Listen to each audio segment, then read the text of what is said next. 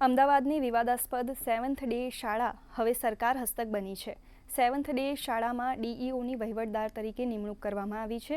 તેમજ ડીઈઓની હાજરીમાં સરકારી અધિકારીઓએ વહીવટી ચાર્જ સંભાળ્યો હતો, જે બાદ શાળા બહાર વાલી મંડળ અને જનાક્રોશ સંઘર્ષ સમિતિએ ઉજવણી કરી હતી। તો ધારાસભ્ય અમૂલ ભટ્ટ સહિત આગેવાનોએ ડીઈઓનું સન્માન કર્યું હતું। તો હવે આ શાળામાં વિદ્યાર્થીઓનું ભવિષ્ય સુરક્ષિત બન્યું છે। અમદાવાદ ડીઈઓએ જણાવ્યું હતું કે શાળામાં વિદ્યાર્થીઓનો અભ્યાસ નહીં બગડે તેનું પૂરતું ધ્યાન રાખવામાં આવશે।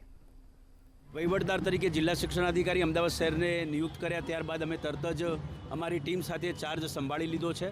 આજે માનનીય ધારાસભ્યશ્રી અને આ વિસ્તારના વાલીઓ અહીંયા ઉપસ્થિત રહી સરકારનો આભાર વ્યક્ત કરવા માટે ઉપસ્થિત રહ્યા હતા। એટલે વાલીઓના વહારે સરકાર આવી અને વિદ્યાર્થીઓના શૈક્ષણિક હિત તેમજ સલામતી હિતને ધ્યાને લઈ વહીવટદાર તરીકેની નિયુક્તિ આપી આગળની કાર્યવાહી હાથ ધરવામાં આવી છે। આગળના દિવસોમાં મેનેજમેન્ટ તરીકે વહીવટદારની અમારી ટીમ કાર્યવાહી કરશે અને શૈક્ષણિક હિતો પૂરેપૂરા જળવાશે। સદર શાળાના શિક્ષકો અને પ્રિન્સિપલ સહિત જે રીતે એકેડેમિક કામ ચાલી રહ્યું છે તેમાં કોઈ પણ પ્રકારનું ડિસ્ટર્બન્સ કરવામાં આવશે નહીં।